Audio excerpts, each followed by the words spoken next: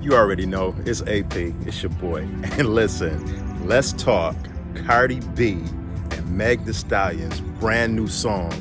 And if you didn't see the video for WAP,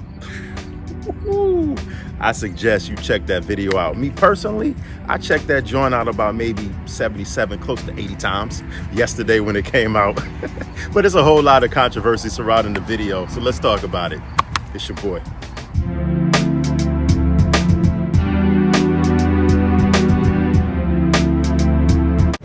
All right, now listen, like I said, the new video for WAP, yo, it's crazy. If you haven't seen it, it's basically Meg and Cardi basically getting loose up in the video, talking real dirty, talking dirty after dark, except for it's not after dark. They just talking dirty.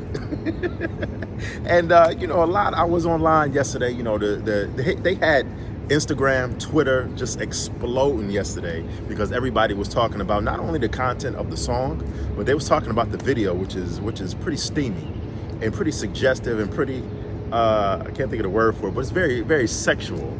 And, people was going, crazy. And the thing is, how I look at that is this. The song is talking very sexual. They're rapping in a very sexually explicit manner. The video, they're pretty much, half dressed in the video too. This is no surprise. Hip hop and music have been doing sexually charged, lyrics and singing or rapping sexually charged raps and everything for years. So this is nothing new.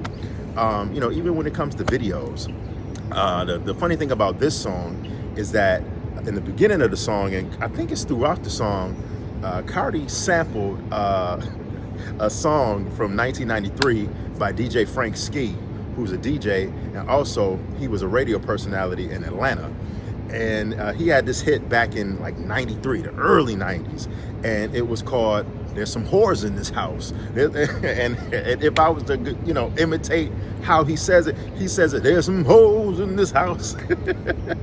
But listen, the song was a very popular song, in Baltimore, the club scene, in Detroit, Chicago. I remember in 1996, when I first got to college at Wilberforce University in Ohio, and we had the parties every Friday, at this spot, it wasn't even a club or a little, spot on campus. It was kind of like off campus. It was called The Barn, right? We had this little spot where we had parties every Friday. And the DJ, will always play the song by Frank Ski called "There's Some Whores in This House." So a lot of people, was going crazy yesterday saying that the song is degrading women, and they're calling themselves whores, and they're saying all of this sexual stuff and talking about all of this sexual stuff that they want to do explicitly to men.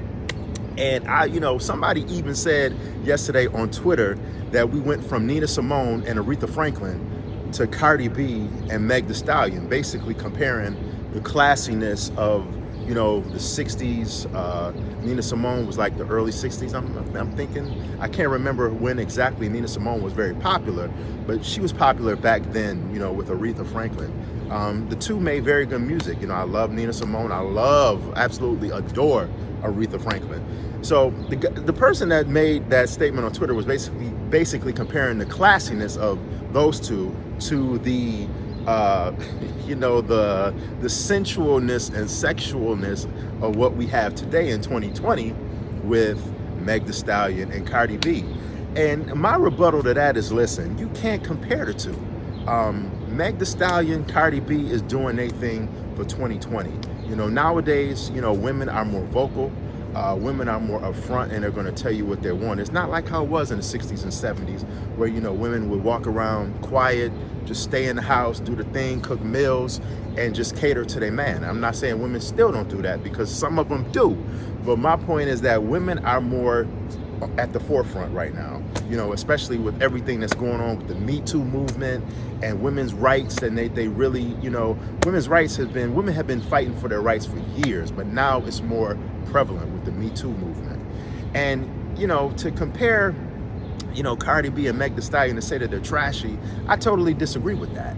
Because back in the 70s, if I'm remembering, my memory serves me correct, 1975, 74, you had Patti LaBelle with her group LaBelle, they had a song called Lady Marmalade. And if you remember that song and how it goes, the hook kind of says, on the hook repeatedly, I'm gonna say this wrong, but it says, "Voulez-vous coucher avec soi?" And I think that's French or something like that. But if you don't know what that hook means and that chorus means, that "Voulez-vous coucher avec soi," that means, will you come sleep with me tonight? And this was back in 75, y'all, 74. So you've always had suggestive lyrics, sexually charged lyrics in songs, but now, you know, it's just women are more upfront. They're not beating around the bush. Instead of saying, you know, you want to come home and sleep with me tonight, they're saying everything that they want to do once you get them back home and y'all actually sleep together. They just being more upfront and more vocal about it. And plus, you know, it's coming from a female's perspective and female's point of view. Whereas, you know, 25, 30 years ago, you had men like Luther Campbell and Two Live Crew saying, you know, pop that coochie and you know, me so horny. And society is so, this is the thing, y'all.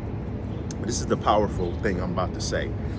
Society has been so conditioned and so used to men saying, us as men saying, savagery type of things, savagery type of lyrics. Society is used to us being the aggressor, us saying, hey, yo, come here, yo, get over here, I wanna, you know what I mean? Society is so used to men, us being the aggressor, to when now women are being that aggressor and taking our spots. People aren't really too keen on that. So people look at that as shock value, like, oh my God, I can't believe she's saying that. But that's just women being upfront and suggestive, and they taking the role of the dominant role and saying, oh, this is what I want. I want, you know, something performed on me in this type of manner. I like this sexually. I don't like this sexually. And sometimes, you know, women in lyrics and songs, you know, they get raw, uncut, and upfront with it. And it's nothing wrong with that, because, you know, everybody should be freely able to communicate how they feel. Now, whether or not, this is a whole nother topic, but whether or not you choose to let your kids watch these videos and listen to these songs and the dirty lyrics, that's a whole nother thing. That's totally a parent issue, and that's up to your discretion. I can't make that call for you. All I can say is this, y'all. Cardi B and Meg Thee Stallion, they both look fine. They both look good. They doing their thing. You know, they bring an element to hip hop that's been missing as far as the sexualness, the raunchiness, and it's coming from a female's point of view. And I'm all for ladies saying how you feel and women, you know what I'm saying, doing their thing. I personally, over the years, have not been a fan of too many female MCs, too many rappers. You know, I always like Latifah and Light, Roxanne Shante, Eve, Kim, early Foxy. But now it's like Cardi B. I love Cardi B because one thing, y'all, listen, well, one thing I do love about Cardi, and I adore her so much, is that she has no filter.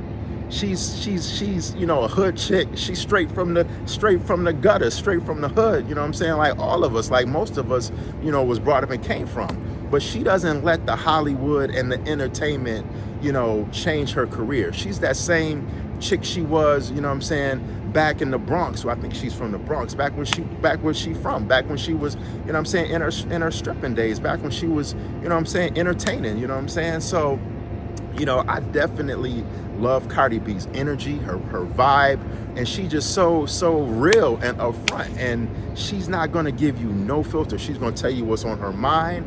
And a lot of times, y'all, if you really make it past, you know what I'm saying, a lot of the, you know what I'm saying, you know, sexual stuff she talks and the nastiness, she actually, y'all, it makes a lot of sense, yo. She really does. And another person that I like for that, also going off on another topic, is Lil Boosie. He also makes a lot of sense if you make it past, you know what I'm saying, some of the language that he uses. But shout out to Cardi B, shout out to Meg Thee Stallion. Yo, they got the streets on lock right now. They got the hottest song out right now, and it's called WAP. Go check it out, y'all. It's AP.